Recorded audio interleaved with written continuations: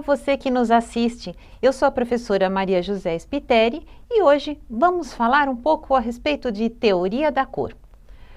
Para a nossa conversa de hoje, temos alguns tópicos. Pensaremos juntos a respeito de cor aditiva, cor subtrativa, harmonias e contrastes, a linguagem visual e a sua relação com as cores e um pouquinho da cor na fotografia. Vamos lá. Para início de conversa, se as cores podem nos trazer informações de caráter emocional, como aproveitar essa propriedade em nossas composições visuais? Como você já deve ter percebido, assim como a tonalidade é fundamental para que tenhamos noção da profundidade no ambiente, a cor traz às composições e traz ao nosso mundo um conteúdo emocional muito forte. E por isso ela nos capta tanto, não é? É interessante nós começarmos a pensar um pouquinho, não é, nessas questões teóricas da cor. Os primeiros teóricos, não é, vão nos remeter lá no Renascimento, estudando um pouco do que seriam as cores básicas, né? E vários vão se seguir a eles, né? O próprio Leonardo da Vinci, lá no Renascimento, já tinha pensado um bocadinho a respeito dessas teorias da cor. Mas entre o século XVIII e o século XIX que nós vamos ter o Thomas Young falando um pouquinho que os nossos olhos estão preparados para receber 3 comprimentos de ondas luminosas: as vermelhas, as azuis e as amarelas. Depois ele disse, amarelas não, verdes. Então, o que acaba se deduzindo?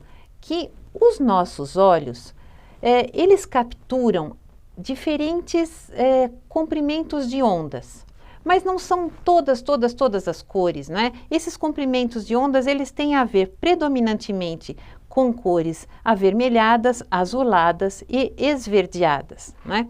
Posteriormente, esses mesmos conteúdos acabam sendo estudados pelo Hermann Helmholtz. É interessante nós pensarmos que, assim, do grande, extenso espectro, né, de cores que podem existir, né, dentro dessas frequências da luz, os nossos olhos capturam apenas estas frequências, né, entre 400 e 700 nanômetros. O que está aqui para a esquerda, então menor do que os 400, são as vibrações ultravioleta. E as que estão acima de 750 são as vibrações do infravermelho, ou seja, vibrações que nós não captamos. Outros seres vivos podem capturar, podem ser sensíveis a essas frequências, mas o olho humano não. Então, o que nós vemos são essas cores que estão entre o avioletado e o avermelhado. A nossa percepção de cores, então, como eu já vinha falando, ela está baseada em alguns raios luminosos que vão se combinando, não é? Eles vão se somando e quando somados, eles geram outras cores. Agora você vai começar a entender melhor. Então, veja bem, nós temos basicamente, né, os raios vermelhos, os raios verdes e os raios azuis. Estamos falando de luz. Esses raios, eles podem se somar em pares. Então, quando eu somo um raio vermelho com um verde, o que surge?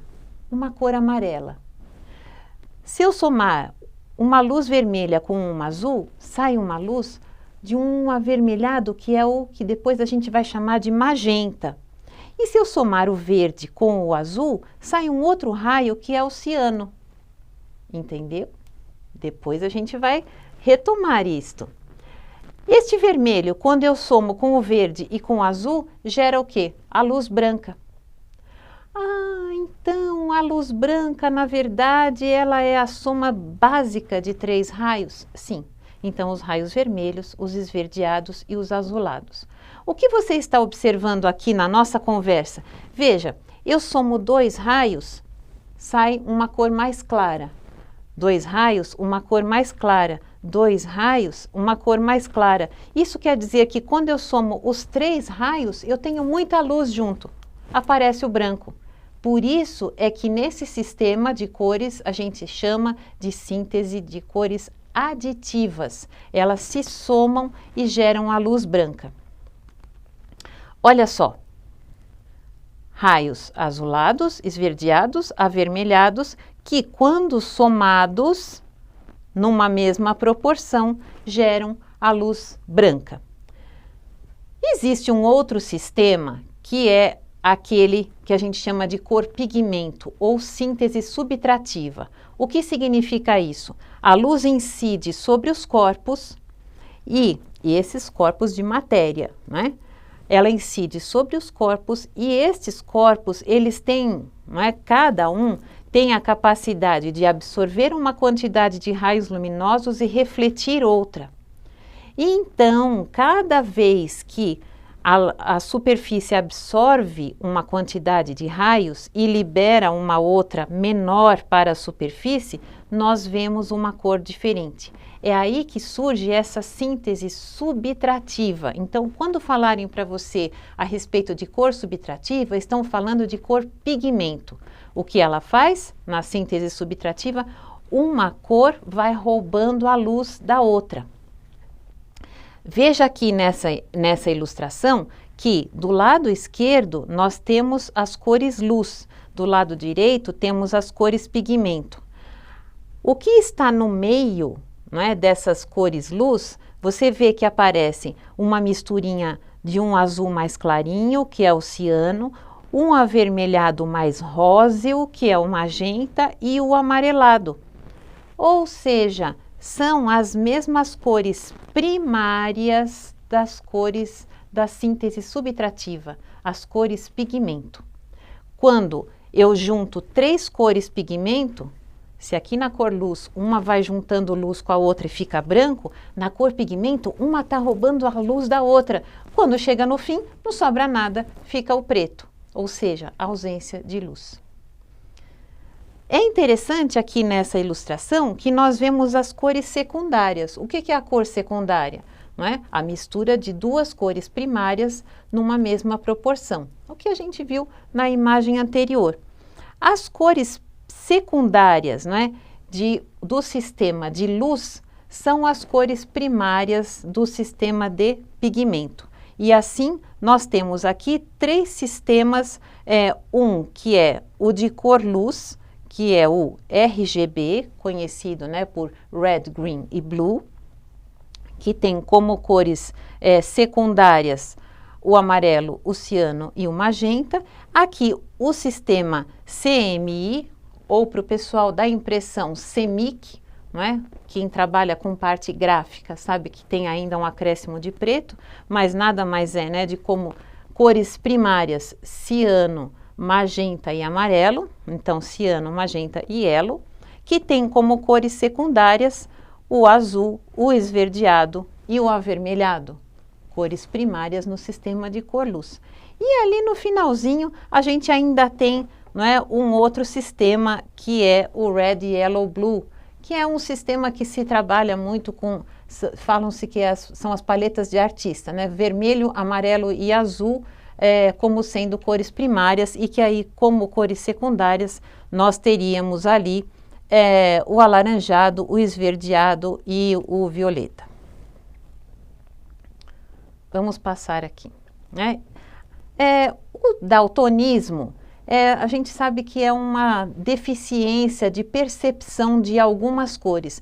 É uma questão física, não é, que vem sendo estudada já há muito tempo por vários especialistas. Inclusive aqui nós temos uma imagem dos testes de Ishihara, que foi um pesquisador que tentou identificar, né, diversos tipos de daltonismo, ou seja, de dificuldade de se perceber algumas cores. Aqui nós temos, então, a visão normal e algumas diferenças na percepção de cores, de acordo com a deficiência de alguns sistemas, né, no complexo perceptivo de algumas pessoas. vocês veem que os azulados permanecem e nós temos uma grande variação na percepção dos avermelhados e dos esverdeados, né? Bom, retomando aqui as relações entre as cores, né? Cores primárias, secundárias, terciárias, cores complementares, cores quentes, cores frias, o que que isso significa? Então, cores primárias, as cores básicas, né, de cada sistema. Cores secundárias, as misturas 2 a 2. Cores terciárias, as outras misturas que podem ser feitas entre primárias e secundárias e assim por diante. Cores complementares, cores que são opostas dentro do círculo cromático. Cores quentes, todas aquelas que estão, não é, nessa gama entre os amarelados e os avermelhados. Quando eu entro com um azulado na composição de uma cor, ela se torna fria.